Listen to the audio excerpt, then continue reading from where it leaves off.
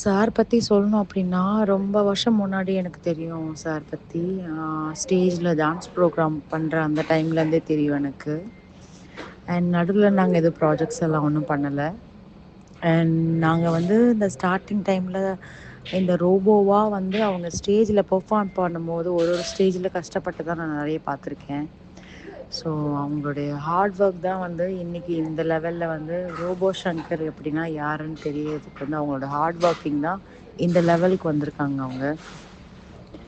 அந்த டைமில் பார்க்கும்போது என்னென்னா எப்போவுமே அவங்கள சுற்றி இருக்கிற எல்லாருமே சிரிக்க தான் முடியும். ஏன்னா ஆல்வேஸ் வந்து காமெடி ஏதாவது ஒன்று சொல்லுவாங்க. நம்மலாம் சும்மா உம்முன்னுலாம் உட்கார முடியாது.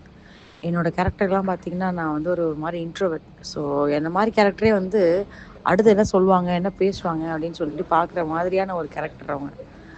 இப்போ ரீசெண்டான்னு சொல்லணுன்னா நான் செம்பருத்தி சீரியலில் சார் தான் எனக்கு வந்து மாமனார் கேரக்டர் பண்ணாங்க. ஸோ கொஞ்ச நாள் தான் நாங்கள் ஒர்க் பண்ணோம். 2 ஷெட்யூல் தான் ஒர்க் பண்ணோம். ஸோ அந்த 2 ஷெட்யூலும் அதே தான். ஒரு சாமியாரோட கேரக்டர் பண்ணியிருந்தாங்க அதில். ஸோ அந்த டைம்லையுமே பார்த்திங்கன்னா அந்த ஒரு சாமியார் வேஷம் போட்டு அது காமெடி பண்ணி பொய் சாமியார் வேஷம் அது. ஸோ ஒரு மாதிரி ஹாப்பியாகவே இருக்கும் அவங்க இருக்கிற ஒரு பிளேஸ். அதாவது எல்லாரையும் எப்படி சொல்கிறது சிரிக்க வச்சுட்டு இன்றைக்கி நம்மளை வந்து கஷ்டப்படுத்துகிற மாதிரி ஒரு சம்பவம் நடந்திருக்கு. அது ரொம்பவே உண்மையாகவே மனசை வந்து ரொம்ப டக்குன்னு எதிர்பார்க்காத ஒரு விஷயம் இல்லையா? ஒரு மாதிரி சடனாக இந்த ஷூட்லேருந்து கேட்டதுலேருந்து ஒரு மாதிரி மைண்டெல்லாம் அங்கே தான் இருக்குது. ரொம்ப கஷ்டமான ஒரு விஷயம். ஸோ ரொம்ப பெரிய ஒரு இழப்பு.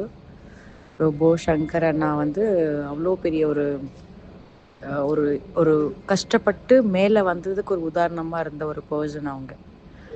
ஸோ இதுக்கு மேலே எனக்கு என்ன வார்த்தை சொல்கிறதுன்னு தெரியல. இது உண்மையாகவே ரொம்ப பெரிய இழப்பு தான்.